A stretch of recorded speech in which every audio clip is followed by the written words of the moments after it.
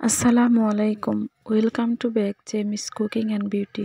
বন্ধুরা, আপনারা সবাই কেমন আছেন? আশা করি আলহামদুলিল্লাহ সবাই ভালো আছেন, সুস্থ আছেন। আজকে আমি আপনাদের দেখাবো ফুলঝুরি পিঠা। অনেকে এটাকে জামাই পিঠাও বলে।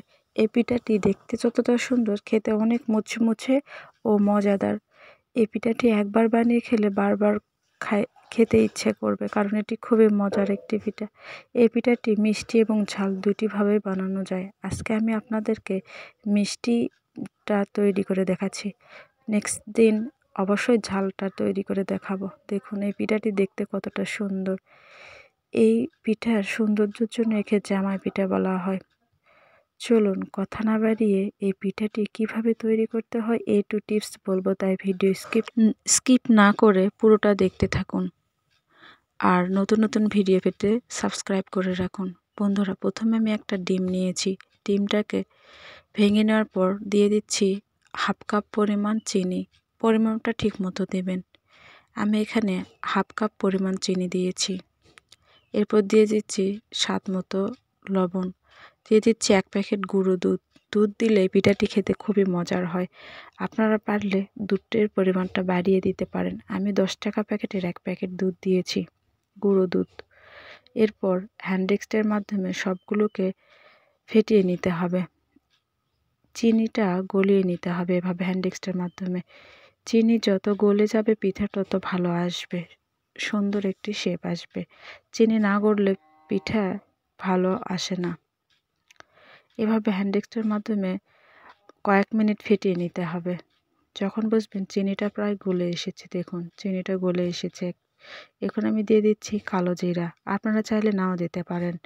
এরপর দিয়ে দিলাম 1 কাপ পরিমাণ আটা। পরিমাপটা অবশ্যই মনে রাখবেন। পরিমাপটা ঠিকমতো দিলে পিঠার খামিরটা ঠিকমতো হবে এবং পিঠাও ঠিকমতো হয়ে আসবে। এরপর এখানে দিয়ে দিতে হবে কুসুম গরম পানি। আপনারা চাইলে গরম পানির পরিবর্তে কুসুম গরম দুধ দিতে পারেন। দুধ দিলে অনেক মজা হয় পিঠাটি। অল্প অল্প করে পানি দিয়ে সুন্দর একটা ব্যাটার তৈরি করে নিতে হবে। দেখুন বেশি পাতলাও না, বেশি ঘন না, এরকম একটা মাঝারি আকৃতি ব্যাটার তৈরি করে নিতে হবে। ব্যাটারটা ভালো না হলে পিঠা আসবে না। সঠিক ব্যাটার হলে পিঠটা সুন্দর আসবে। এরকম করে গুলে নেওয়ার পর চুলায় আমি তেল গরম করতে দিয়েছি। পিঠার খাসটি আমি গরম করার জন্য রেখে দিলাম। পিঠার খাসটি অবশ্যই গরম করে নিতে হবে। ডুবো তলে এটি ভাজতে হবে। গরম করে নিয়ে এরকম পিঠার খামিরে এভাবে ঘুরিয়ে নিতে হবে। চারপাশে এরকম ঘুরে নিলে ঠিক মতো আসবে। তারপর চুলায় ছেড়ে দিয়ে এভাবে ভেজে নিতে হবে। এটি ভাজা খুবই সহজ। আপনারা ট্রাই করলে অবশ্যই সুন্দর একটা পিঠা তৈরি করে নিতে পারবেন। দেখুন আমি কিভাবে তৈরি করছি। একটি মনোযোগ সহকারে দেখবেন, তাহলে সুন্দর এই পিঠাটি তৈরি করতে পারবেন। এই পিঠাটি তৈরি করে আপনি 1 মাস পর্যন্ত খেতে পারবেন। কাছের বয়ামে রাখতে হবে। বন্ধুরা, এটি আমি চালের আটা দিয়ে করেছি। আপনারা অবশ্যই চালের আটা দিয়ে তৈরি করবেন, তাহলে এটি দীর্ঘদিন সংরক্ষণ করে রাখা যায় আর পিঠাটি খুবই মুচমুচে হয়।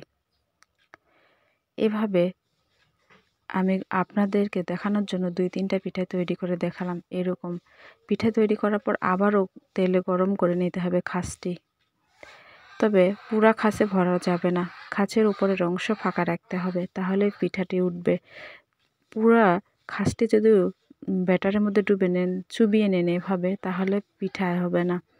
এভাবে ওপরের অংশ ফাঁকা রেখে চুবিয়ে নিতে হবে। এরপরে এরকম করে গরম তেলে দিতে হবে। তেলে ছাড়ার পরে এভাবে হাত দিয়ে একটু প্রেস করে নিতে হবে, তাহলে পিঠাটি খুলে যাবে।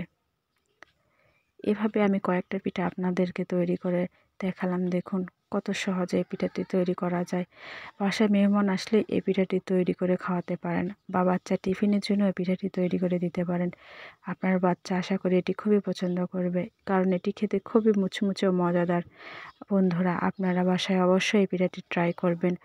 আর আমার এই রেসিপি যদি ভালো লেগে থাকে তাহলে প্লিজ আপনারা আমার চ্যানেলটি সাবস্ক্রাইব করে পাশে থাকবেন, লাইক কমেন্ট করে জানাবেন এই রেসিপিটি আপনাদের কেমন লেগেছে। সবাই আমার চ্যানেলটি সাবস্ক্রাইব করবেন। দেখুন পিঠাগুলো ভাজা হয়ে গেছে, আমি পরিবেশন করলাম, কতটা সুন্দর লাগছে।